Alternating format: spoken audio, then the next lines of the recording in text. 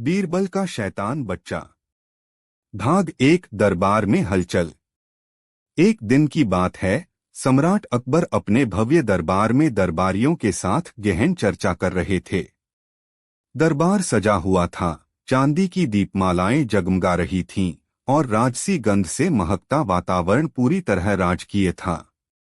तभी बीरबल हमेशा की तरह शांत और आत्मविश्वास से भरे हुए दरबार में आए। अकबर ने मुस्कराते हुए कहा, आओ बीरबल, तुम्हारा इंतजार था। आज हम एक विशेष विषय पर चर्चा करने वाले हैं। बीरबल ने झुककर अभिवादन किया और बोले, आदेश दें महाराज। अकबर बोले, बीरबल, आजकल शहर में अफवाहें फैली हैं कि तुम्हारा बेटा बहुत शरारती हो गया है। कुछ दरबारियों का कहना है कि वह पड़ोसियों को परेशान करता है, गलियों में पत्थर फेंकता है और दुकानदारों से झगड़ता है। क्या ये सच है? बीरबल थोड़े झिझके, फिर शांत स्वर में बोले, महाराज, मेरा बेटा तेजतर्रार है, लेकिन उसमें अनुशासन की कमी नहीं है। यदि उसने कोई अनुचित कार्य किया है तो मैं स्वयं उसे दंडित करूंगा। मंत्री मंजूर खान ने व्यंग्य करते हुए कहा, बीरबल, लगता है तुम्हारा बेटा तुम्हारे नियंत्रण से बाहर हो गया है। शेर की संतान भी कभी कभी गधा हो जाती है। दरबार में हंसी फैल गई। अकबर ने भी मुस्कराते हुए कहा, बीरबल, क्यों न हम इस मामले की जांच करें। तुम्हारे बेटे की परीक्षा ली जाए। बीरबल ने सिर झुकाया और कहा, जो आज्ञा महाराज। भाग दो। शैतान बच्चे की हरकतें। बीरबल का बेटा, जिसका नाम कमल था, वास्तव में थोड़ा नटखट था। 11 वर्ष का हो चुका था, बुद्धिमान भी था, पर चंचलता उसमें कूट कूट कर भरी थी। मोहल्ले में कोई ऐसा नहीं था जिसे उसने कभी परेशान न किया हो। कभी वह किसी के आंगन में आम फेंक कर खिड़की तोड़ देता, कभी किसी दुकानदार के तराजू में छिपकर वजन बढ़ा देता। पर उसकी हर शरारत में बुद्धि झलकती थी। एक दिन की बात है, वह एक पंडित जी के सिर पर नींबू निचोड़ते हुए बोला, पंडित जी, यह ग्रह निवारण के लिए है। पंडित जी गुस्से से उबल पड़े, लेकिन कमल भाग खड़ा हुआ। एक बार तो उसने नगर के एक कोतवाल की तलवार लेकर उसे उलझन में डाल दिया था। कोतवाल दौड़ते हुए बीरबल के घर पहुंचा। महाराज बीरबल, आपके बेटे ने मेरी तलवार गायब कर दी है। बीरबल ने कमल को बुलाकर पूछा, तुमने क्या किया? कमल मुस्कराया, पिताजी, मैंने आपकी बात मानी। आपने कहा था कि बुराई से मुकाबला बुद्धि से करो, ताकत से नहीं। इसलिए तलवार को ले जाकर मंदिर में चढ़ा दिया। बीरबल हंस पड़े, पर कोतवाल का गुस्सा 7वें आसमान पर था। भाग 3। सम्राट की योजना। अकबर ने तय किया कि वे स्वयं कमल की परीक्षा लेंगे। उन्होंने बीरबल से कहा, कल सुबह अपने पुत्र को राजमहल भेजो। हम देखना चाहते हैं कि वह वाकई इतना शरारती है या उसमें कोई संभावनाएं भी हैं। बीरबल ने आज्ञा मानी। अगले दिन सुबह कमल राजमहल पहुंचा। दरबार में सब पहले से मौजूद थे। सम्राट ने उसे देखा, दुबला-पतला, आंखों में चमक, चाल में आत्मविश्वास। अकबर ने पूछा, क्या नाम है तुम्हारा? कमल ने झुकते हुए कहा, कमल, बीरबल का पुत्र। तुम्हारी शरारतों के किस्से सुने हैं? अकबर बोले। जो भी सुने खुद देख लें, कमल ने हंसते हुए उत्तर दिया। दरबार में फिर से हंसी छूट पड़ी। अकबर ने 3 चुनौतियां रखने का निर्णय किया, एक चतुराई की, एक नैतिकता की और एक शारीरिक साहस की। चुनौती 1, चतुराई की परीक्षा। अकबर ने एक संदूक रखवाया जिसमें ताले लगे थे। उन्होंने कहा, इस संदूक में हीरे हैं। चाबी हमारे पास नहीं है। इसे खोलो बिना तोड़े हुए। कमल ने संदूक को घुमा फिरा कर देखा। फिर उसने दरबारियों से एक गिलास पानी मंगवाया और ताले में डाल दिया। थोड़ी देर बाद ठंडी हवा में ताला जाम हो गया। फिर उसने एक पतली लकड़ी को ताले में घुसेड़ा और कुछ ही पल में संदूक खुल गया। हीरे चमकने लगे। अकबर चौंक गए। वाह, यह तो बीरबल से भी आगे निकल गया। चुनौती 2, नैतिकता की परीक्षा। अकबर ने एक साधु का वेश धारण कर दरबार के बाहर कमल को टटोला। साधु ने कहा, बेटा, तुम्हारे पास जो मिठाई है वह मुझे दे दो। मुझे कई दिन से कुछ मीठा नहीं मिला। कमल के पास सिर्फ एक लड्डू था जो वह खुद खाने वाला था। उसने मुस्कुराकर वह लड्डू साधु को दे दिया। पर तभी अकबर ने असली रूप में सामने आकर पूछा, अगर तुम्हें खुद भूख लगी थी तो तुमने मिठाई क्यों दे दी? कमल बोला, एक भूखे को खाना देना खुद खाने से ज्यादा स्वाद देता है। अकबर गंभीर हो गए। यह लड़का सिर्फ शरारती नहीं है बल्कि संवेदनशील भी है। चुनौती 3, साहस की परीक्षा। अकबर ने तीसरी परीक्षा के रूप में कमल को एक बंद कमरे में भेजा जहां एक नकली बाघ का स्वर और हिलता डुलता पुतला रखा था। अधिकांश बच्चे डर जाते पर कमल नहीं डरा। उसने कमरे का निरीक्षण किया, दीवार की हल्की दरार देखी और तुरंत समझ गया कि यह डराने की चाल है। उसने लकड़ी उठाई और जोर से बाघ के सिर पर दे मारा। पुतला गिर पड़ा। दरवाजा खुला और सब अंदर आए। अकबर बोले, बहादुरी, बुद्धिमत्ता और संवेदना तीनों इस बालक में हैं। बीरबल, तुम धन्य हो। भाग 4, दरबारियों की जलन। पर दरबार में सभी बीरबल के पक्ष में नहीं थे। मंत्री मंजूर खान और राजा टोडरमल, जो अक्सर बीरबल की चतुराई से जलते थे, उन्होंने मिलकर एक योजना बनाई। अगर यह बालक बड़ा हुआ, मंजूर खान बोले, तो वह बीरबल से भी तेज निकलेगा। फिर दरबार में हमारा क्या स्थान रहेगा? उन्होंने कमल को फंसाने की योजना बनाई। एक दिन उन्होंने कमल के पास एक सोने का अमूल्य सिक्का फेंका और सिपाहियों को भेज दिया। इस लड़के ने राजकोष से चोरी की है, मंजूर खान चिल्लाए। कमल को पकड़ लिया गया और जेल में डाल दिया गया। बीरबल को जब यह खबर मिली, वे स्तब्ध रह गए। उन्होंने अकबर के पास पहुंचकर कहा, महाराज, यह षड्यंत्र है। मेरा बेटा चोरी नहीं कर सकता। अकबर भी असमंजस में थे। उन्होंने कहा, इसका निर्णय न्याय के अनुसार होगा। कल सुबह उसे दरबार में प्रस्तुत किया जाएगा। भाग 5, बीरबल की बुद्धिमत्ता। रात भर बीरबल सोचते रहे। अगले दिन वे दरबार में पहुंचे, साथ में एक मिट्टी से भरा थैला लाए। कमल को दरबार में लाया गया। मंजूर खान बोले, महाराज, यह देखिए, सिक्का इसकी जेब से मिला है। बीरबल ने मुस्कुराकर कहा, क्या हम उस जगह की खुदाई कर सकते हैं जहां यह सिक्का मिला? अकबर ने आज्ञा दी। बीरबल ने मिट्टी से भरे थैले को फर्श पर फैलाया और कहा, यदि यह सिक्का सच में जमीन से निकला है तो उस पर मिट्टी होनी चाहिए। सिक्का चमक रहा था, एकदम साफ। बीरबल बोले, यदि सिक्का जमीन में गड़ा होता तो उस पर मिट्टी होती। यह स्पष्ट है कि इसे बाद में जेब में डाला गया।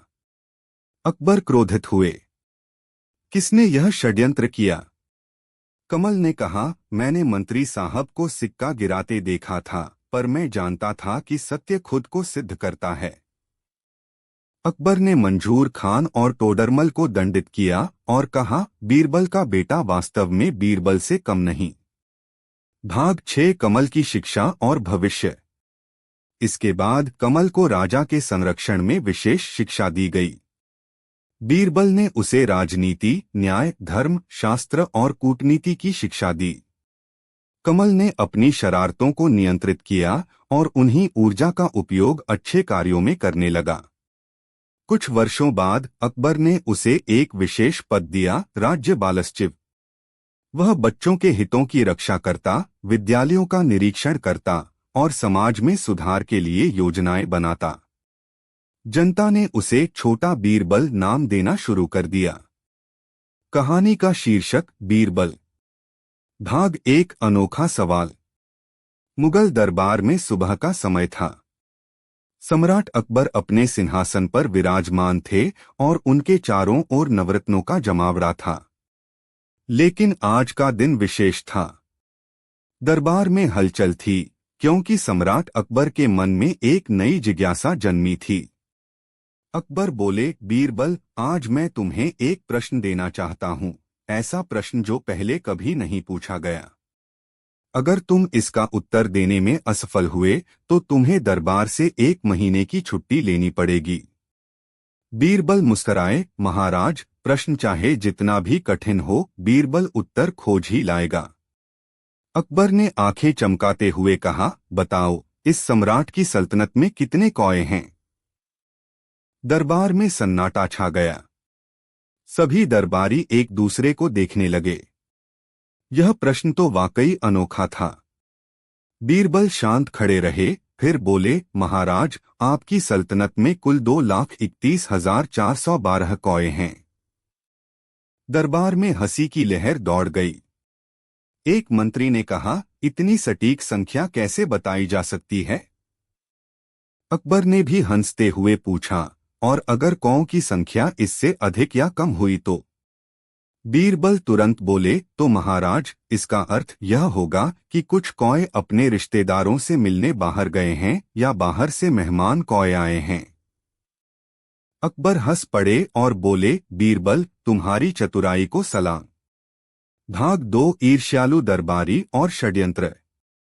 लेकिन बीरबल की लोकप्रियता कुछ दरबारियों को खटकती थी, विशेषकर सेनापति जफर खां और कोषाध्यक्ष नसीरुद्दीन को।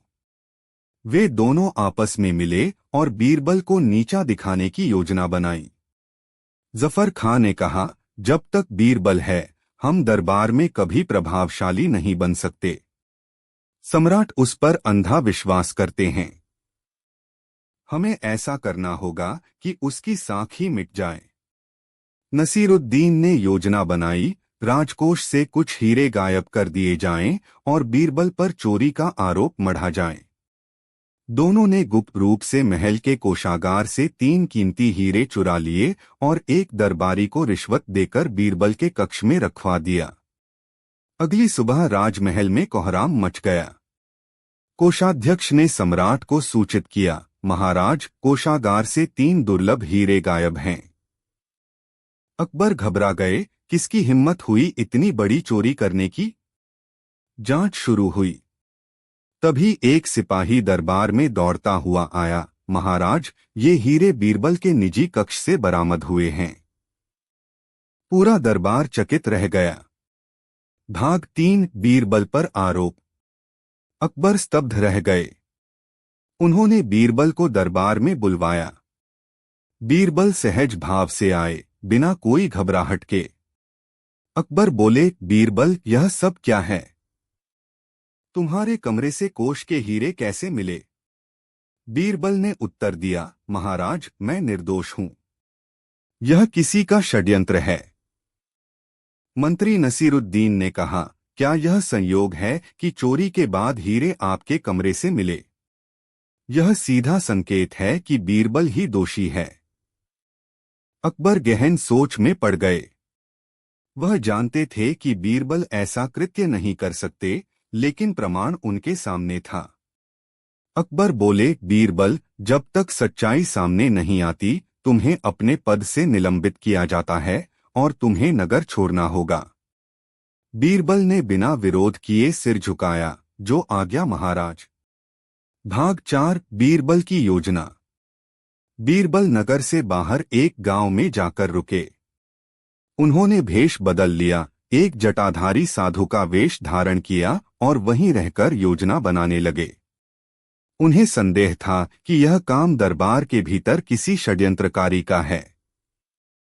उन्होंने अपने एक पुराने मित्र चंदू को बुलवाया, जो नगर में रहता था और गुप्त सूचनाएं जुटाने में माहिर था। चंदू ने बताया, महाराज, जफर खां और नसीरुद्दीन पिछले कुछ दिनों से संदिग्ध गतिविधियों में लिप्त हैं। कोषागार की चाबियां उन्हीं के पास थीं।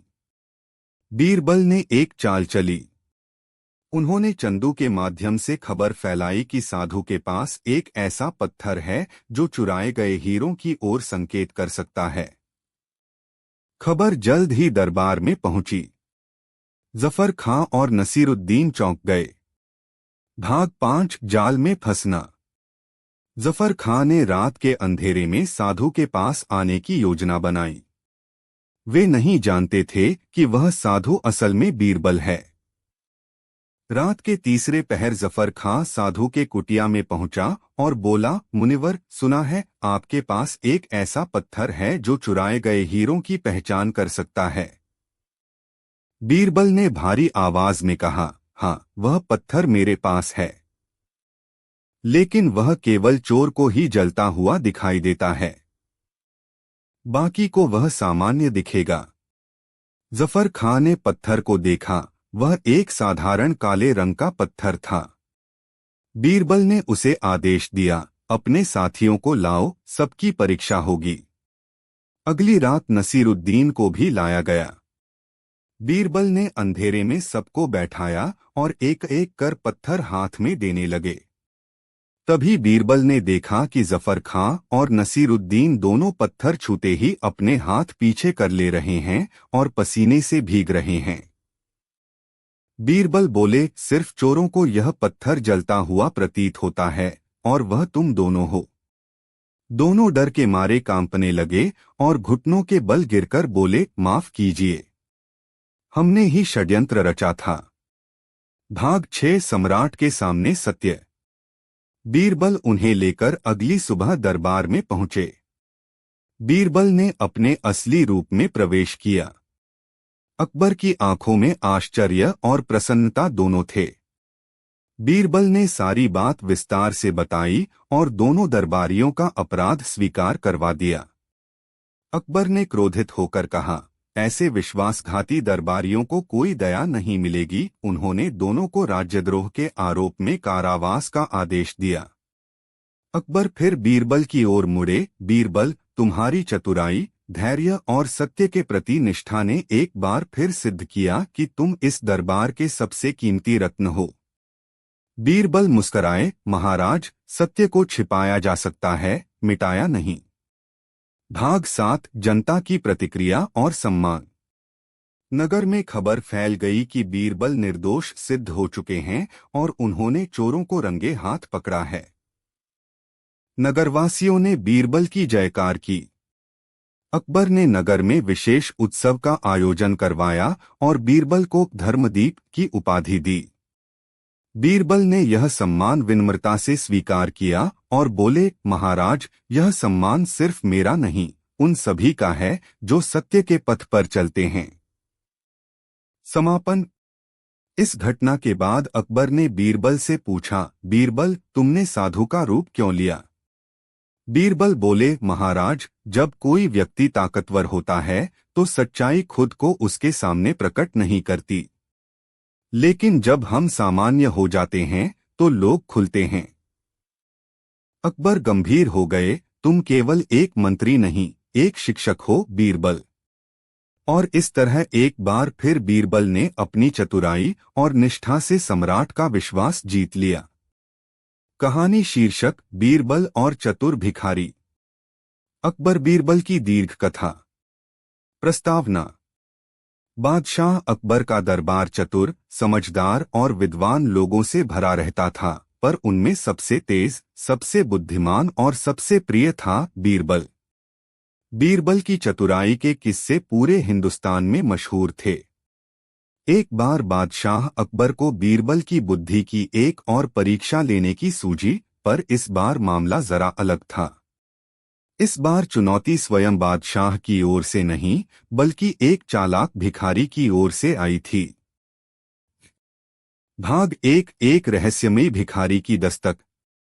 एक दिन सुबह सुबह, जब दरबार पूरी तरह सज चुका था और बीरबल समेत सारे मंत्रीगण हाजिर हो चुके थे, एक अजीबोगरीब भिखारी दरबार के बाहर खड़ा होकर चिल्ला रहा था, मुझे बादशाह अकबर से मिलना है।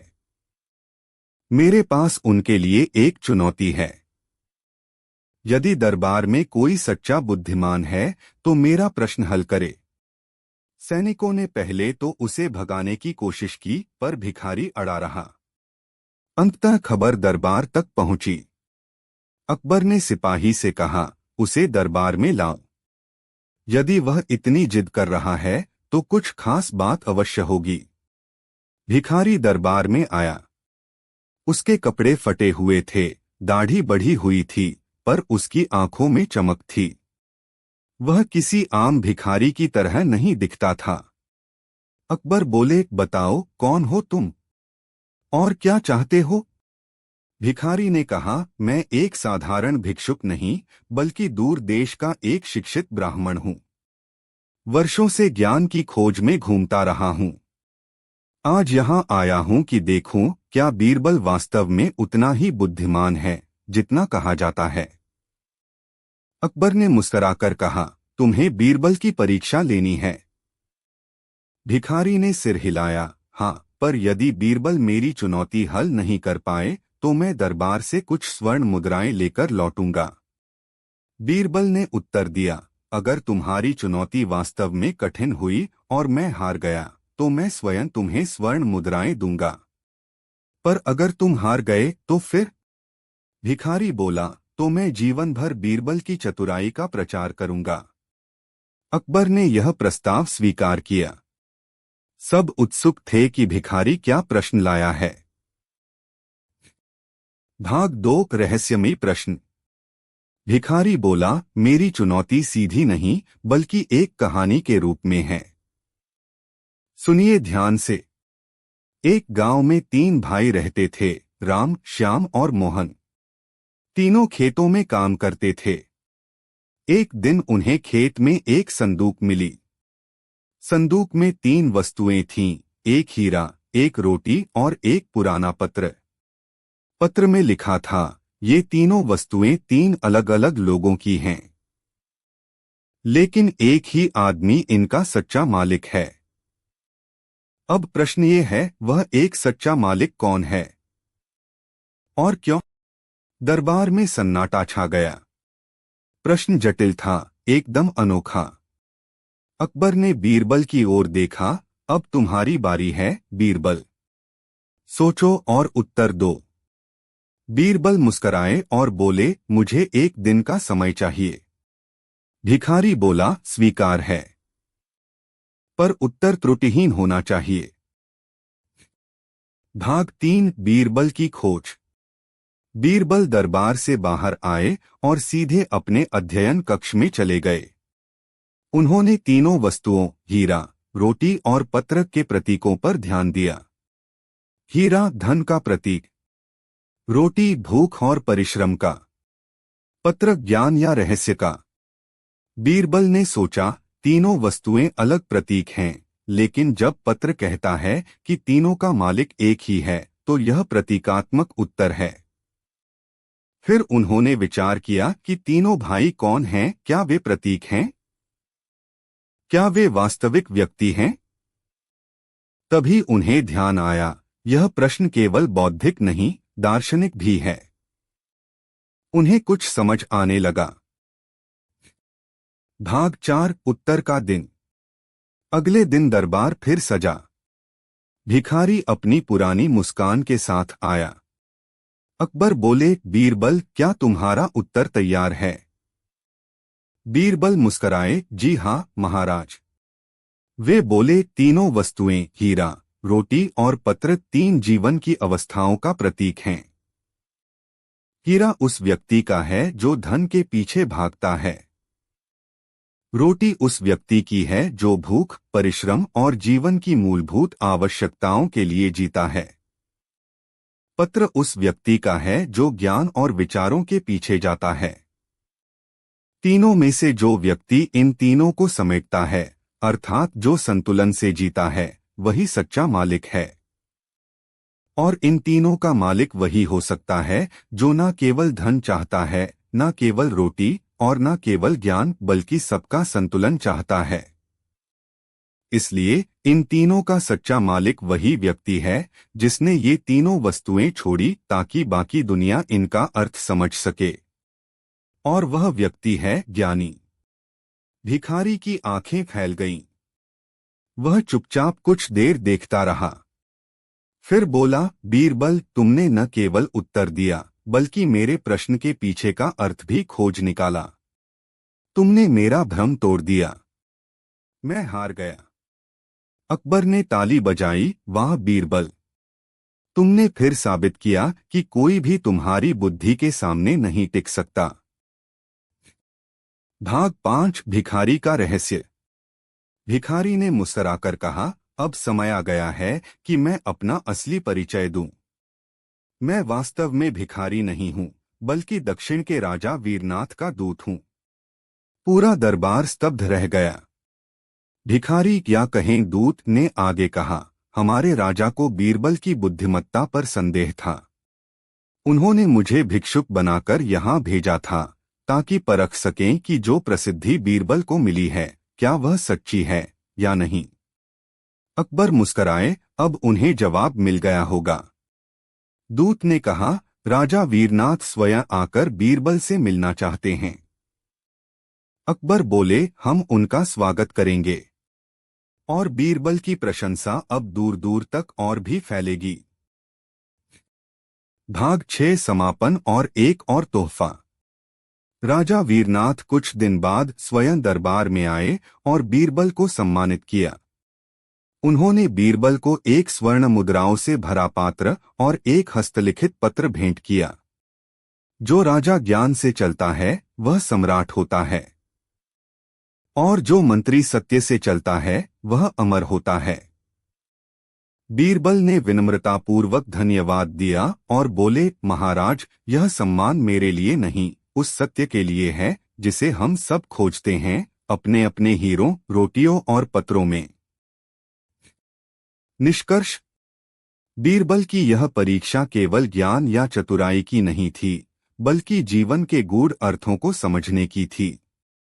उन्होंने फिर साबित किया कि बुद्धिमत्ता केवल सही उत्तर देना नहीं, बल्कि उत्तर के पीछे छुपे जीवन के रहस्य को समझना भी है। कहानी शीर्षक, बीरबल और खोया हुआ न्याय। अकबर, बीरबल की दीर्घ कथा। प्रस्तावना। मुगल सम्राट अकबर का दरबार केवल शानो शौकत का केंद्र नहीं था, बल्कि न्याय, बुद्धि और विवेक का प्रतीक भी था। इस दरबार का सबसे चमकता सितारा था बीरबल, जिसकी बुद्धिमत्ता और चतुराई ने अनेक बार मुसीबतों को अवसरों में बदला था। परंतु एक दिन ऐसा आया जब न्याय स्वयं संकट में पड़ गया। बीरबल को एक ऐसा रहस्य सुलझाना पड़ा जिसमें न केवल दरबार का सम्मान बल्कि पूरे राज्य की प्रतिष्ठा भी दांव पर थी। भाग 1 अजनबी की गुहार। एक दिन दरबार में एक अजनबी युवक रोता हुआ आया। उसके कपड़े फटे हुए थे, आंखों में पीड़ा थी और चाल में थकावट।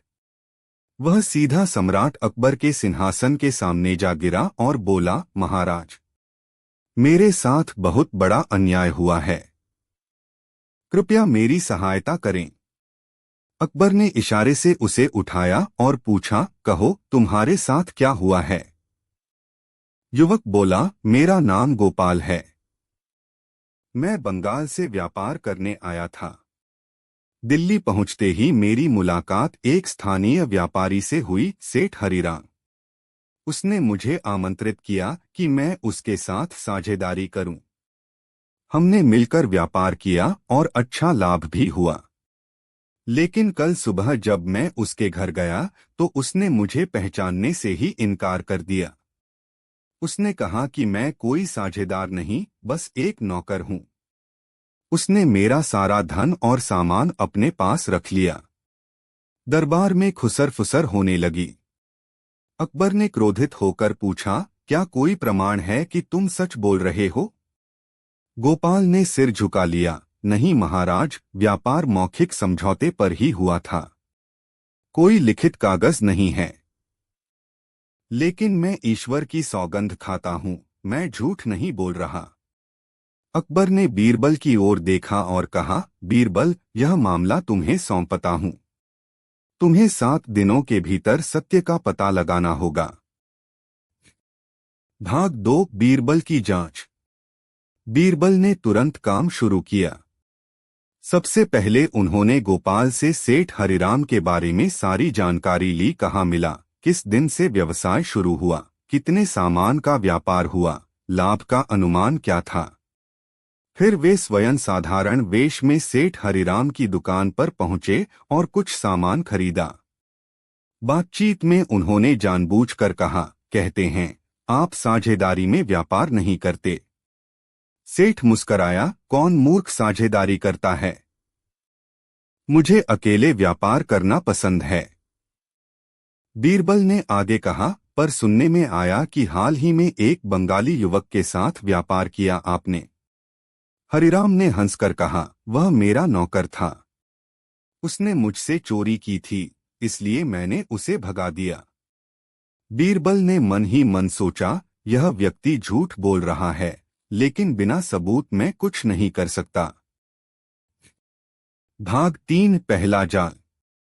अगले दिन बीरबल ने नगर में एक अफवाह फैलाई, राजमहल में एक विशेष प्रतियोगिता होगी जिसमें सबसे चतुर व्यापारी को राजसेठ की उपाधि दी जाएगी और उसे सम्राट के निजी व्यापार में भागीदार बनाया जाएगा।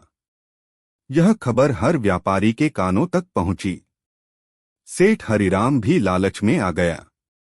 बीरबल ने सभी व्यापारियों को आमंत्रित किया और एक शर्त रखी, जो व्यापारी हमें अपनी पुरानी साझेदारियों की सूची और हिसाब किताब दिखा सके, वही इस प्रतियोगिता में योग्य माना जाएगा।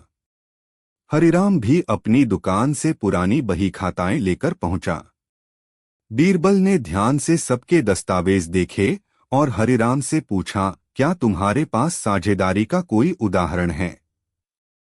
हरिराम ने हंसते हुए कहा, मैंने कभी किसी के साथ साझेदारी नहीं की।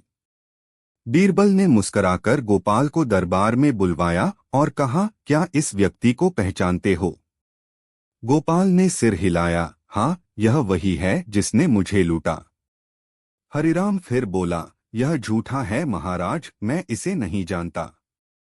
बीरबल ने अब अपने असली रूप का परिचय दिया और कहा, सेठ जी, हमने आपकी दुकान की छानबीन की है। आपने गोपाल को एक अलग कमरा दे रखा था, जहां उसके कपड़े और कुछ किताबें मिली। क्या आप यह कहेंगे कि वह सब आपका है। हरिराम थोड़ा घबरा गया, शायद वह चुपके से रख गया होगा। अब बीरबल ने कहा, हमने नगर के कई गवाहों से बात की है, जिन्होंने गोपाल को आपकी दुकान पर व्यापार की चर्चा करते देखा है। सेठ की पेशानी पर पसीना आ गया। भाग 4 अंतिम चाल। बीरबल ने अब एक और योजना बनाई। उन्होंने सेठ हरिराम को अलग बुलाकर कहा, सेठ जी, यदि आप गोपाल से माफी मांग लें और उसका हिस्सा लौटा दें तो मामला यहीं समाप्त किया जा सकता है। हरिराम ने सोचा कि इससे बच निकलने का यही रास्ता है और उसने हाँ कर दी। उसी शाम दरबार में उसने सबके सामने माफी मांगी और व्यापार का लाभ गोपाल को लौटा दिया। अकबर ने संतोष की सांस ली और बोले, बीरबल, तुमने बिना खून बहाए न्याय कर दिखाया। लेकिन बीरबल अभी शांत नहीं थे। उन्होंने दरबार के सामने घोषणा की, महाराज, मेरे पास अभी एक और प्रमाण है। सेठ हरिराम की निजी तिजोरी से एक बही खाता मिला है, जिसमें गोपाल के नाम से लाभ का हिसाब लिखा है। हरिराम चौंक गया, आपने मेरी तिजोरी खोली। बीरबल बोले, नहीं, आपकी दुकान के नौकर ने हमें स्वेच्छा से दिया। जब सच्चाई सामने आती है तो कई लोग न्याय के पक्ष में खड़े हो जाते हैं। भाग 5 न्याय की प्रतिष्ठा। अकबर ने गोपाल को सम्मानित किया और व्यापार में सहायता देने की घोषणा की। सेठ हरिराम को 1 माह के लिए कारावास की सजा सुनाई गई और उसकी दुकान कुछ समय के लिए सील कर दी गई। बीरबल से अकबर ने पूछा, तुमने इस जटिल मामले को इतनी चतुराई से कैसे सुलझाया। बीरबल बोले, महाराज, न्याय केवल गवाहों या कागजों पर नहीं टिका होता, बल्कि व्यवहार, संवाद और परिस्थिति के विश्लेषण पर भी निर्भर करता है।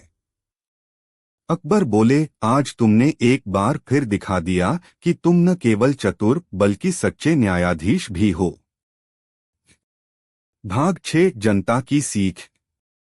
इस घटना ने नगरवासियों को बड़ा संदेश दिया कि अन्याय चाहे जितना भी छिपा हो, बीरबल की बुद्धि से बच नहीं सकता।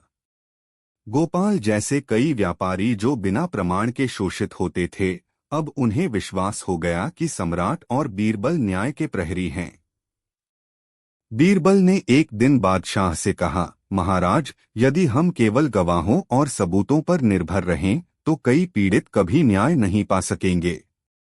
हमें अपने न्याय तंत्र में विवेक और दृष्टि को भी स्थान देना होगा।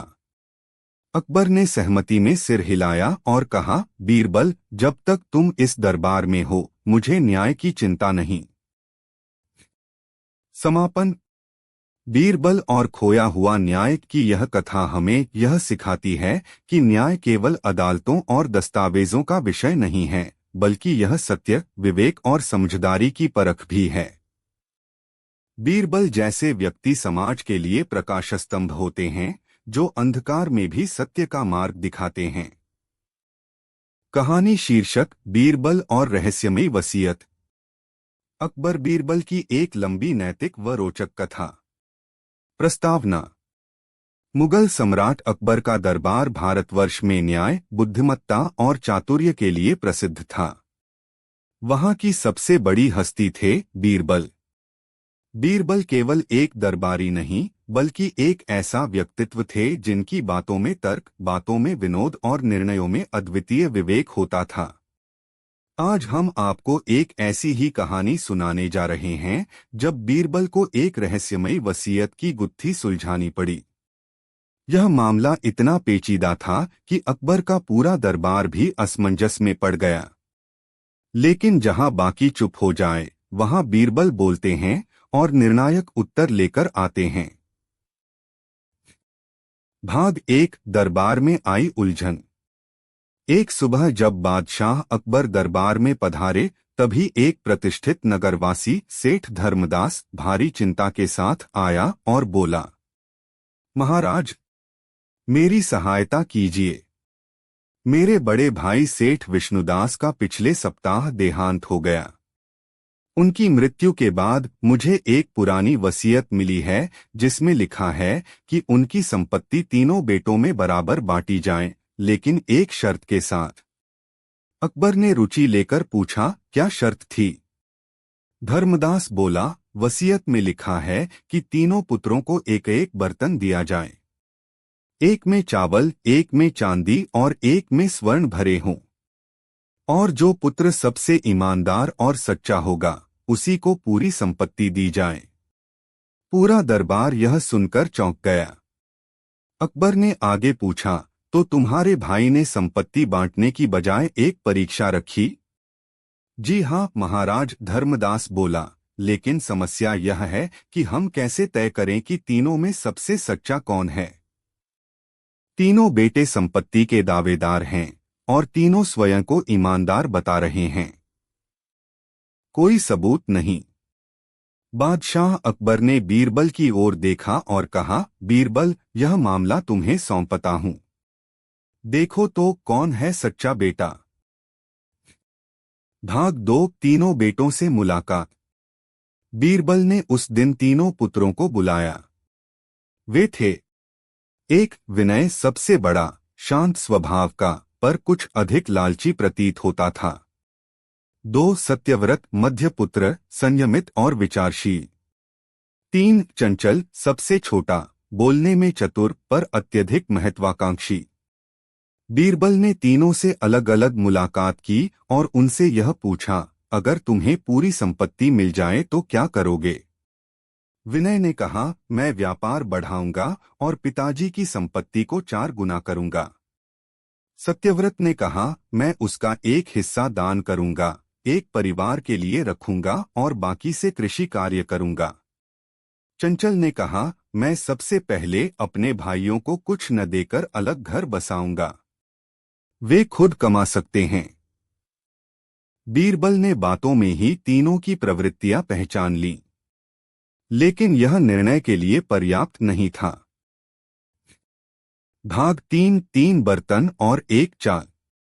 बीरबल ने अगली सुबह तीनों बेटों को राजमहल में बुलाया और उन्हें 3 बर्तन दिखाए, एक में चावल, एक में चांदी के सिक्के और एक में सोना। फिर उन्होंने कहा, आज रात इन बर्तनों को आप तीनों ले जाकर अपने अपने घर ले जाएं। कल दरबार में लाकर बताएं कि आपने इनका क्या किया। लेकिन याद रहे, जो भी कार्य करोगे उसका कारण भी बताना होगा। तीनों भाइयों ने बर्तन उठा लिए और चल पड़े। भाग 4 सत्य की परीक्षा। अगली सुबह दरबार में तीनों भाई उपस्थित हुए। विनय आगे आया और बोला, मैंने चावल को अपने गोदाम में रखवा दिया है ताकि भूख के समय काम आए। चांदी और सोना मैं संभाल कर रखूंगा और भविष्य में व्यापार के लिए उपयोग करूंगा। चंचल ने गर्व से कहा, मैंने चावल बांट दिया, पर केवल अपने मित्रों में। चांदी से कुछ कपड़े खरीदे और सोने से एक अंगूठी बनवाई। आखिर मेरी मेहनत भी कुछ मायने रखती है। अब सत्यव्रत की बारी थी। वह आगे आया और बोला, मैंने चावल जरूरतमंदों को बांट दिया, चांदी का दान किया और सोना मंदिर में अर्पित कर दिया, क्योंकि मैंने माना कि जो धन मेरे नहीं उस पर मेरा अधिकार नहीं। यदि मैं योग्य सिद्ध हुआ तभी मुझे कुछ प्राप्त होना चाहिए। पूरे दरबार में सन्नाटा छा गया। बीरबल ने मुस्कुराकर बादशाह की ओर देखा। भाग 5 बीरबल का निर्णय। बीरबल उठे और बोले, महाराज, तीनों भाइयों की प्रवृत्ति इन बर्तनों से स्पष्ट हो गई। सेठ विष्णुदास ने जानबूझकर यह शर्त रखी थी ताकि असली गुणी पुत्र पहचाना जा सके। उन्होंने कहा, विनय ने धन को सुरक्षित रखा, जो स्वार्थ का संकेत है। चंचल ने इसका उपभोग कर लिया, जो असंयम का प्रतीक है। लेकिन सत्यव्रत ने त्याग का परिचय दिया, और वही सच्चे वारिस के योग्य है। अकबर ने सिर हिलाया और कहा, बीरबल, तुमने न्याय की मर्यादा रखी। बादशाह ने घोषणा की, सेठ विष्णुदास की सारी संपत्ति अब सत्यव्रत को दी जाए और वह नगर के प्रधान व्यापारी के रूप में मान्यता पाएगा। भाग 6 न्याय की मिसाल। इस निर्णय के बाद नगर में चर्चा फैल गई कि कैसे बीरबल ने केवल वस्तुओं की परीक्षा से तीनों बेटों की आत्मा को परखा। कुछ लोग कहते थे, बीरबल ने सोने से नहीं, सोच से परखा। कुछ कहते, अब हमारे नगर में लालच नहीं, न्याय की पूजा होगी। सत्यव्रत ने अपने पिता के नाम से एक धर्मशाला बनवाई और बीरबल की प्रतिमा भी वहां स्थापित करवाई, ताकि आने वाली पीढ़ियां जान सकें कि बुद्धि और नैतिकता जब साथ चलें तो समाज सच्चा बनता है। भाग 7 सम्राट की सीख। कुछ दिन बाद अकबर ने बीरबल से कहा, तुम्हारा न्याय केवल तर्क नहीं बल्कि मूल्य आधारित होता है। आज की पीढ़ी यदि तुम्हें पढ़े तो उसका जीवन बदल सकता है। बीरबल मुस्कराए और बोले, महाराज, जो न्याय केवल कानून से बंधा हो वह सीमित है, पर जो न्याय आत्मा से निकले वह अमर होता है। निष्कर्ष। बीरबल और रहस्यमय वसीयत की यह कहानी हमें सिखाती है कि संपत्ति का वास्तविक उत्तराधिकारी वह नहीं जो उसे बांध कर रखे या भोग ले, बल्कि वह है जो उसे धर्म, विवेक और सेवा के साथ उपयोग करे। बीरबल की सूझबूझ से केवल एक परिवार नहीं बल्कि पूरे नगर को न्याय की नई परिभाषा मिली, और यह प्रमाण बन गया कि जहां बुद्धि हो वहां समाधान भी अवश्य होता है। कहानी शीर्षक, बीरबल और जादुई अंगूठी की गुत्थी। भाग 1 रहस्यमयी घोषणा। एक सुबह सम्राट अकबर ने दरबार में घोषणा की, हमारे राज्य के कोहिनूर खजाने से एक अत्यंत मूल्यवान वस्तु ज्ञानमणि अंगूठी चोरी हो गई है। यह अंगूठी केवल मूल्यवान ही नहीं बल्कि हमारी परंपरा का प्रतीक भी है। इस अंगूठी को पीढ़ियों से राजा को सौंपा जाता रहा है, अब वह गायब है। पूरे दरबार में सन्नाटा छा गया। अकबर ने क्रोध में कहा, जो भी इस अंगूठी को ढूंढ कर लाएगा उसे हम सोने से तोल देंगे। दरबारियों ने एक दूसरे को देखा। कुछ ने सोच लिया कि वे इस खोज में लग जाएंगे, लेकिन बीरबल शांत बैठे थे, जैसे वे किसी अंतर्दृष्टि में लीन हो। अकबर ने उनकी ओर देखा और पूछा, बीरबल, क्या तुम इस रहस्य को सुलझा सकते हो? बीरबल ने विनम्रता से सिर झुकाया, महाराज, चोरी की गई वस्तु केवल चीज नहीं होती, वह पात्रता की परीक्षा होती है। यदि आप अनुमति दें तो मैं 7 दिन का समय चाहता हूं। तुम्हें समय दिया जाता है, अकबर बोले, पर याद रखना, यह केवल अंगूठी की खोज नहीं, राज्य की प्रतिष्ठा की रक्षा है। भाग 2, अंगूठी की कथा। बीरबल ने सबसे पहले उस सेवक से मिलना चाहा जो खजाने का मुख्य रक्षक था, बुजुर्ग गोपीलाल। गोपीलाल का पति आवाज में बोला, हुजूर, वह अंगूठी मैंने कल सुबह अंतिम बार देखी थी, जब मैंने खजाने की सफाई की। शाम को जब राजकोषाध्यक्ष अंगूठी मांगने आए, वह गायब थी। बीरबल ने पूछा, क्या उस दिन खजाने के कक्ष में और कोई गया? गोपीलाल बोला, जी, केवल 3 लोग, दीवाने खास फैयाज खान, कोषाध्यक्ष शिवदत्त और दरबार का नया विदूषक नीलकंठ। वे सब राजा के आदेश पर कुछ कार्यवश वहां आए थे। बीरबल ने तीनों के नाम नोट किए। उन्हें अब एक एक कर परखना था। भाग 3, 3 संदिग्ध। पहला, फैयाज खान।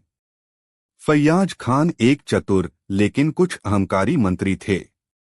बीरबल ने उन्हें आमंत्रित कर पूछा, क्या आप खजाने के कक्ष में गए थे? हाँ, फैयाज ने उत्तर दिया, मैं महाराज की ओर से खजाने की सूची की पुष्टि करने गया था, लेकिन मैंने अंगूठी नहीं देखी।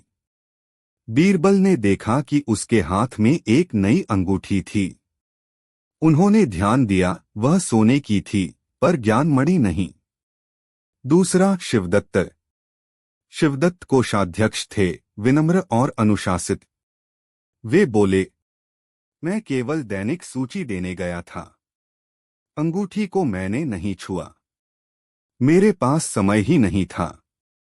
तीसरा, नीलकंठ। यह विदूषक नया था, जो हाल ही में कश्मीर से आया था। बीरबल ने उससे मिलते हुए पूछा, तुम खजाने के कमरे में क्यों गए थे? नीलकंठ बोला, मैं गलती से वहां चला गया, मुझे लगा वह भोजन कक्ष है। वहां 2 सैनिकों ने मुझे बाहर निकाला। बीरबल मुस्कराया, तुम भोजन कक्ष और खजाना कक्ष में अंतर नहीं कर सकते। नीलकंठ हंसने लगा, मैं विदूषक हूं, मूर्खता मेरा पेशा है। बीरबल को उसके हास्य में भी एक चाल दिखाई दी। कुछ न कुछ छिपाया जा रहा था। भाग 4, अंगूठी का रहस्य। बीरबल ने अब एक योजना बनाई। उन्होंने एक अफवाह फैलाई, ज्ञानमणि अंगूठी के बिना अकबर का शासन संकट में है। ज्योतिषियों का कहना है कि जिसने अंगूठी चुराई है, वह जल्द ही बीमार पड़ेगा और उसकी मृत्यु निश्चित है। यह खबर सारे दरबार में आग की तरह फैल गई। अगले दिन दरबार में बीरबल ने तीनों संदिग्धों को एकत्र किया और कहा, हमारे पास एक विशेष मंत्र है जो सच और झूठ का भेद कर सकता है। अगर आप तीनों की हथेलियों पर यह औषधि लगाई जाए तो सच्चे व्यक्ति का रंग वैसा ही रहेगा और झूठे की हथेली काली पड़ जाएगी। सभी तैयार हो गए। बीरबल ने तीनों की हथेली पर हल्दी पानी का मिश्रण लगाया, जो असल में कुछ नहीं करता था, बस एक मनोवैज्ञानिक युक्ति थी। 1 घंटे बाद बीरबल ने देखा, फैयाज की हथेली में पसीना था, लेकिन रंग वैसा ही। शिवदत्त शांत खड़ा था, लेकिन नीलकंठ भयभीत होकर हाथ छिपाने लगा। बीरबल चिल्लाए, नीलकंठ, अपनी हथेली दिखाओ। नीलकंठ डर के मारे कांपने लगा और बोला, हुजूर, मैं बताता हूं। भाग 5, सच का खुलासा। नीलकंठ ने कबूल किया, मैंने अंगूठी चुराई थी। मुझे लगा यह सामान्य अंगूठी है जिसकी कीमत बहुत अधिक होगी। मुझे तो यह भी नहीं पता था कि यह राज्य की धरोहर है। मैंने उसे एक व्यापारी को बेच दिया। बीरबल ने पूछा, कौन है वह व्यापारी? रहमान नाम का व्यापारी। वह आगरा के रास्ते से बाहर जाने वाला था। बीरबल ने तत्काल सैनिकों को आदेश दिया और रहमान को बुलवाया। रहमान को जैसे ही दरबार में लाया गया, उसके पास से वह अंगूठी बरामद हुई। अकबर ने क्रोधित होकर कहा, ऐसी धरोहर का अपमान अक्षम्य है। लेकिन बीरबल ने कहा, महाराज, नीलकंठ को कठोर दंड अवश्य दें, पर रहमान व्यापारी ने तो बिना प्रमाण की वस्तु खरीदी। क्या यह हमारी न्याय व्यवस्था की असफलता नहीं है? अकबर ने कहा, बीरबल, तुमने न्याय के साथ शिक्षा भी दी। हम अब ऐसी वस्तुओं के लेन देन पर सख्त नियम बनाएंगे। भाग 6 राज्य का सुधार। बीरबल ने अब एक प्रस्ताव रखा, महाराज, भविष्य में कोई भी वस्तु अगर खजाने से बाहर जाती है तो उसका लिखित प्रमाण 3 अधिकारियों की मुहर और साक्ष्य आवश्यक होंगे। अकबर ने सहर्ष स्वीकार कर लिया और कहा, हमारा शासन केवल तलवार से नहीं, नीति से चलता है। इस घटना के बाद दरबार में चोरी की घटनाएं न के बराबर हो गईं। बीरबल को विशेष उपाधि दी गई, राजधर्मवीर। भाग 7 जनता की सीख। इस घटना से जनता में यह विश्वास और गहरा हो गया कि जब तक बीरबल हैं, तब तक सत्य के रास्ते से कोई भी भ्रष्टाचारी बच नहीं सकता। शहर के विद्यालयों में यह घटना पाठ्यक्रम में पढ़ाई जाने लगी। एक लोकगीत भी बना, अंगूठी जो गई पर न्याय नहीं डिगा। बीरबल आया और सत्य फिर जगा। झूठ की सांकल टूटी वहां जहां बुद्धि की दीप जली सदा। भाग 8 सम्राट की आत्मग्लानि। एक शाम अकबर उदास बैठे थे। उन्होंने बीरबल को बुलाया और कहा, तुमने अंगूठी तो ढूंढ दी, पर मेरा आत्मसम्मान हिल गया। मेरे खजाने की सुरक्षा इतनी कमजोर थी?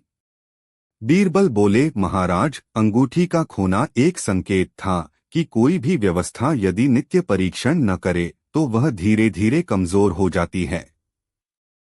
आपने सुधार की पहल ली, यही सच्चे राजा का धर्म है। अकबर ने मुस्कुराकर कहा, बीरबल, तुम्हारे कारण ही यह सिंहासन स्थिर है। अंगूठी तो एक धातु थी, पर तुम्हारी बुद्धि हमारा असली कोहिनूर है। निष्कर्ष। बीरबल और जादुई अंगूठी की गुत्थी केवल एक चोरी की कहानी नहीं है। यह एक संकेत है कि नैतिकता, जिम्मेदारी और विवेक जब संगठित हों, तब कोई भी संकट कितना भी बड़ा क्यों न हो, सुलझाया जा सकता है। यह कहानी दर्शाती है कि एक योग्य नेता वह नहीं जो केवल शक्ति से शासन करे, बल्कि वह जो आत्मनिरीक्षण करे, न्याय दे और सुधार की ओर कदम बढ़ाए।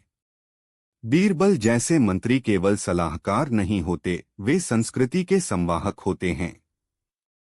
कहानी शीर्षक, बीरबल और चुप रहने की कीमत। एक लंबी, शिक्षाप्रद और रोचक अकबर बीरबल की कहानी। प्रस्तावना। अकबर और बीरबल की कहानियां केवल राजा और उसके मंत्री की बुद्धिमत्ता की कहानियां नहीं थीं, वे भारतीय दर्शन, नैतिकता और जीवन की व्यावहारिकता का भी आईना थीं। यह कहानी एक ऐसे समय की है जब बीरबल को चुप रहना पड़ा, और उसी चुप्पी ने दरबार, जनता और खुद सम्राट अकबर को एक अनूठा सबक सिखाया। भाग 1 एक अप्रत्याशित सुबह। एक सुबह अकबर दरबार में आए और बोले, आज मेरा मन प्रसन्न नहीं है। सारा राज्य व्यवस्थित है, फिर भी मुझे लगता है कि मेरे दरबार के कुछ लोग मेरी प्रतिष्ठा को चोट पहुंचा रहे हैं। दरबारी एक दूसरे को देखने लगे। कौन हो सकता है ऐसा? फिर अकबर ने गुस्से में कहा, कोई मुझे सही समय पर सही सलाह नहीं देता।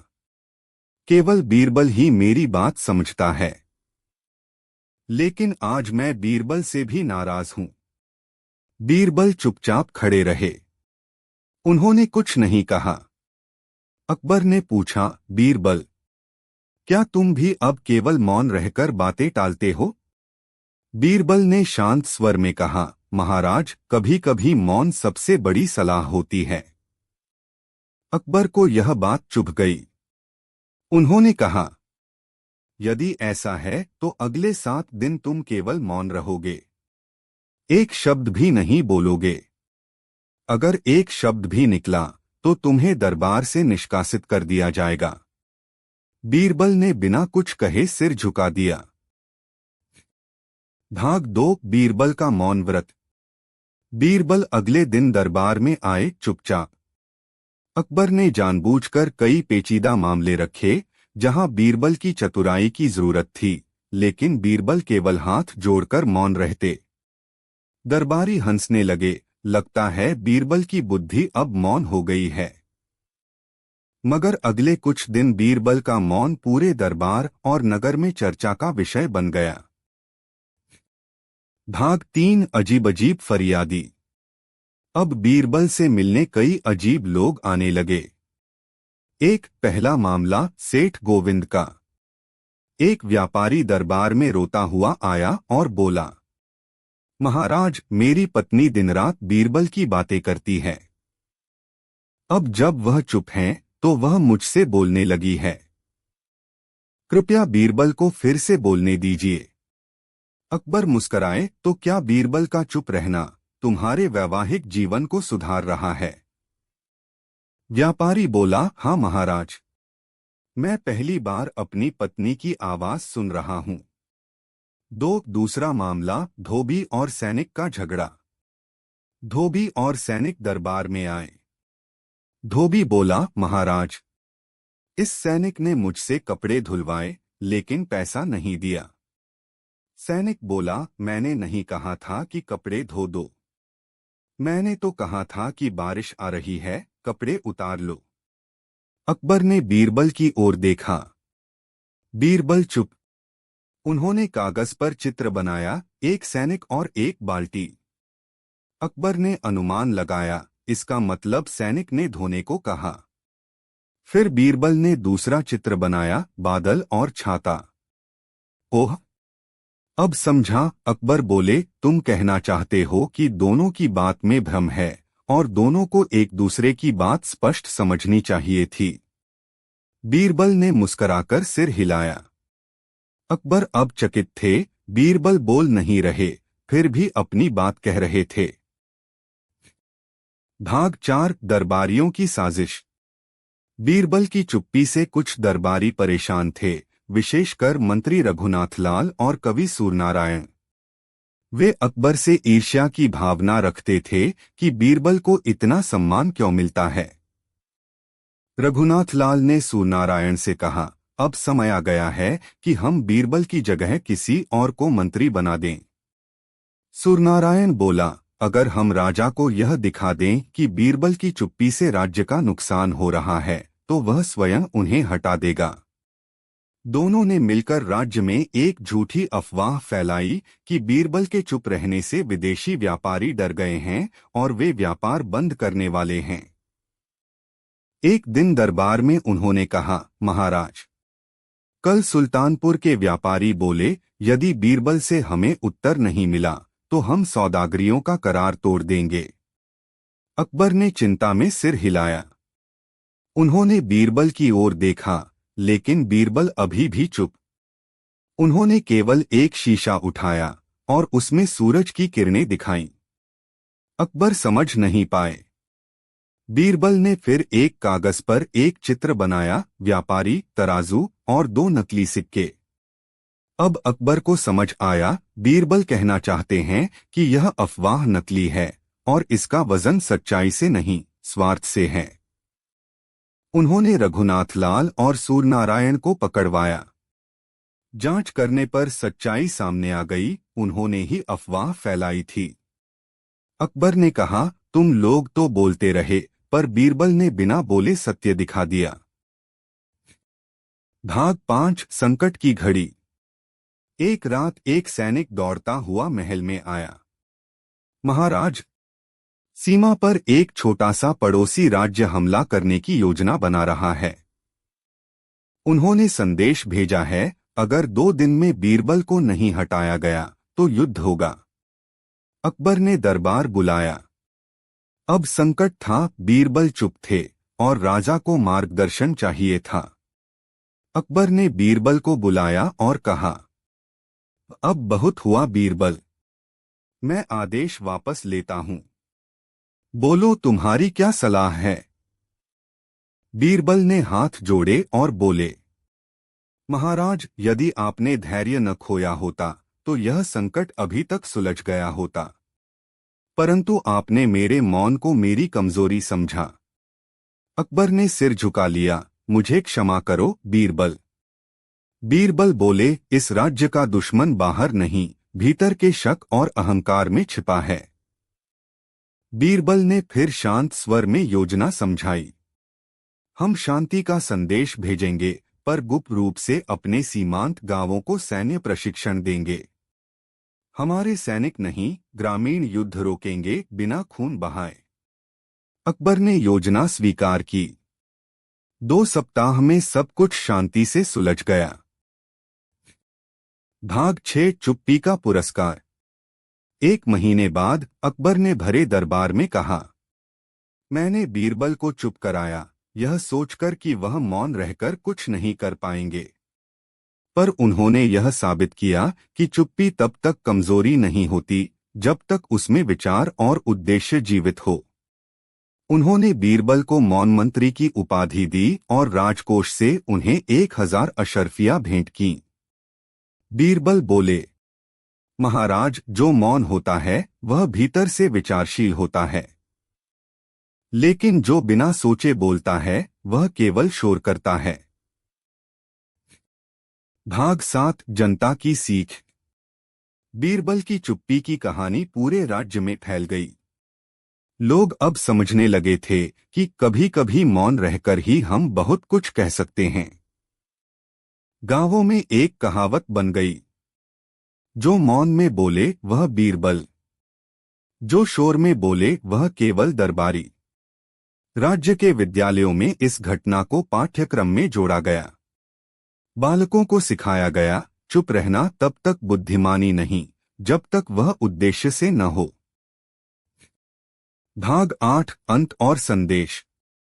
इस कहानी से यह शिक्षा मिलती है कि कभी कभी चुप रहना भी एक बड़ी रणनीति हो सकती है। मौन केवल अभिव्यक्ति का अभाव नहीं है, वह एक भाषा है जो समझने वाले के लिए गूंजती है। अकबर ने बाद में अपनी आत्मकथा में लिखा, मैंने बहुत बार बीरबल से बहस की, पर जब उसने बोलना बंद किया तब मैंने जाना कि वह क्या कहता था। कहानी शीर्षक, बीरबल की सबसे बड़ी परीक्षा। एक लंबी, रोचक, नैतिक और मनोरंजक अकबर बीरबल की कहानी। प्रस्तावना। बादशाह अकबर और बीरबल की जोड़ी हमेशा से ही सूझबूझ, चतुराई और हास्य की प्रतीक रही है। उनके किस्से सदियों से लोगों को हंसाते और सिखाते आए हैं। यह कहानी बीरबल की बुद्धिमत्ता की नहीं, बल्कि उनकी निष्ठा, संयम और असाधारण सोच की परीक्षा की कहानी है, जब उन्हें केवल अपनी चतुराई से नहीं, बल्कि अपने चरित्र से पूरे राज्य को बचाना पड़ा। भाग 1, दरबार में तूफान। एक दिन सम्राट अकबर दरबार में गुस्से में दाखिल हुए। सभी दरबारी सहम गए। सिंहासन पर बैठते ही उन्होंने गंभीर स्वर में कहा, आज मुझे एक ऐसी खबर मिली है जो पूरे राज्य को हिलाकर रख सकती है। बीरबल आगे बढ़े, क्या हुआ है हुजूर? अकबर बोले, राजकोष से 10,000 अशर्फियां गायब हो गई हैं, बिना किसी युद्ध, बिना किसी आदेश के। और सबसे चौंकाने वाली बात यह है कि गुप्तचरों ने संदेह की उंगली तुम पर उठाई है, बीरबल। पूरा दरबार सन्न रह गया। बीरबल चौंक गए, पर उन्होंने कोई उत्तेजना नहीं दिखाई। केवल इतना बोले, हुजूर, मैं निर्दोष हूं। लेकिन आप चाहें तो मेरी जांच कराएं। अकबर ने कहा, जांच होगी, लेकिन जब तक सच्चाई सामने नहीं आती तुम अपने पद से हटाए जाते हो। भाग 2 बीरबल का पतन। राजमहल में हड़कंप मच गया।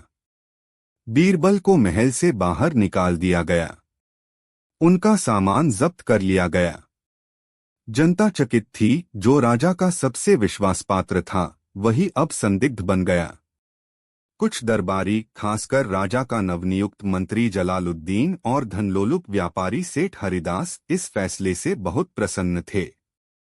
असल में चोरी की साजिश इन्हीं दोनों ने मिलकर रची थी। वे जानते थे कि जब तक बीरबल हैं उनकी चालें सफल नहीं हो सकती। अब उनके पास रास्ता खुला था। भाग 3 बीरबल बनाम भीड़। बीरबल अब महल से बाहर थे। उन्होंने कोई सफाई नहीं दी। वे चुपचाप नगर के बाहर स्थित एक छोटे आश्रम में रहने लगे। उन्होंने वहां पढ़ाना शुरू किया, बच्चों को नैतिकता, तर्क और जीवन के पाठ पढ़ाना।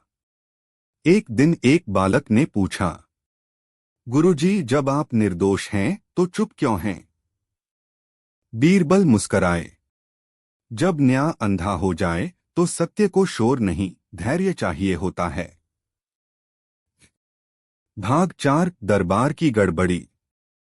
जलालुद्दीन अब दरबार में अपना प्रभुत्व जमाने लगा। उसने व्यापारियों से अत्यधिक कर वसूलना शुरू किया। राजकोष भरने लगा, पर जनता त्रस्त हो गई। सेठ हरिदास ने एक योजना बनाई, विदेशी व्यापारियों को लूटकर व्यापार करने की। इससे अकबर की अंतर्राष्ट्रीय साख पर बुरा असर पड़ा।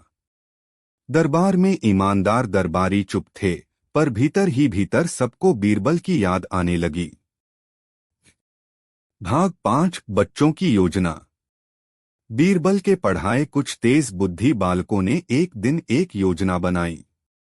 एक बालक बोला, हम सब जानते हैं कि बीरबल निर्दोष हैं। क्यों न हम अपनी तरह से यह साबित करें? बीरबल ने मना किया, लेकिन बच्चों की लगन को देखकर वे मुस्कराए।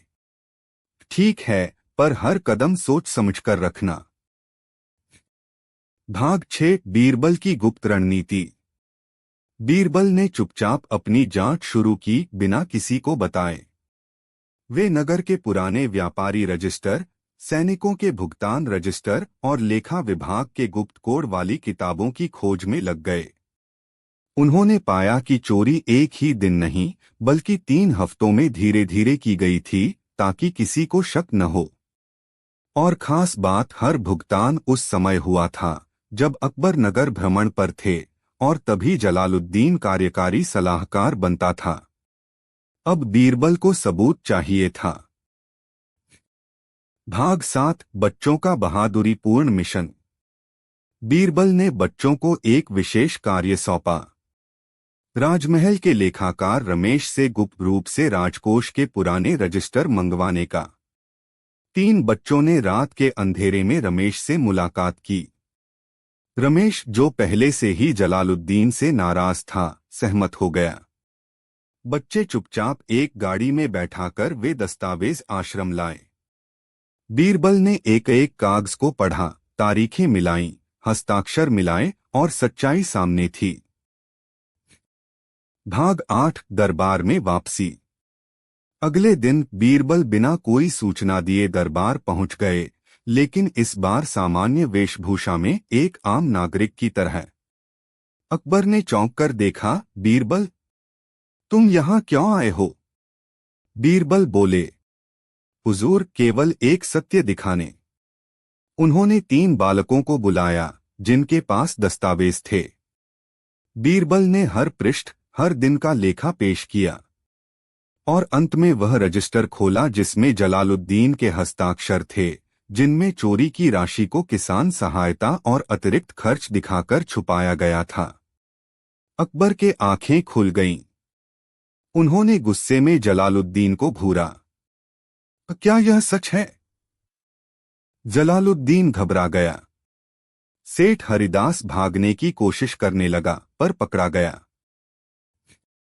भाग 9 न्याय और सम्मान।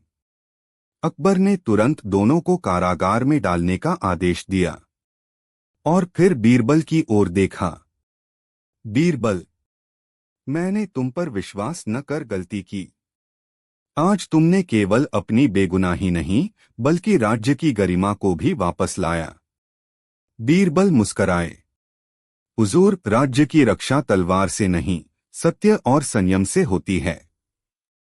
अकबर ने उन्हें पुनः राजमंत्री घोषित किया। साथ ही तीनों बच्चों को राज्य के साहसी बालक सम्मान से नवाजा गया। भाग 10 राज्य में नई लहर। बीरबल के लौटते ही पूरा नगर उत्सव में डूब गया। हर ओर ढोलन गाड़े बजने लगे। नगरवासियों ने अपने घरों के सामने दीप जलाए। अकबर ने एक घोषणा की। अब से कोई मंत्री बिना बीरबल की सहमति के कोई बड़ा निर्णय नहीं ले सकेगा। सत्य की आवाज को दबाया नहीं जा सकता। बीरबल ने राज्य के विद्यालयों में नैतिक शिक्षा को अनिवार्य किया और लेखा विभाग में पारदर्शिता के लिए गुप्त निरीक्षण योजना शुरू की। भाग 11 अंतिम संवाद। एक शाम अकबर और बीरबल महल की छत पर बैठे चांद देख रहे थे। अकबर बोले, बीरबल, तुमने चुप रहकर भी वह कर दिखाया जो कई सैनिकों की सेना भी नहीं कर पाती। बीरबल बोले, हुजूर, सच्चाई को शोर की जरूरत नहीं होती, केवल समय चाहिए।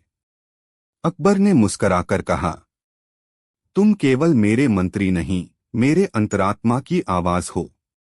बीरबल ने सिर झुका दिया।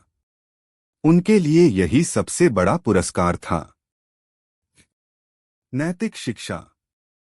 झूठ की उम्र छोटी होती है, पर सत्य कभी नहीं मरता। संकट के समय धैर्य सबसे बड़ी ताकत होता है। बच्चों की समझ और साहस भी दुनिया बदल सकता है। सच्चा सेवक वह होता है जो बदले की भावना से नहीं, न्याय के लिए लड़ता है।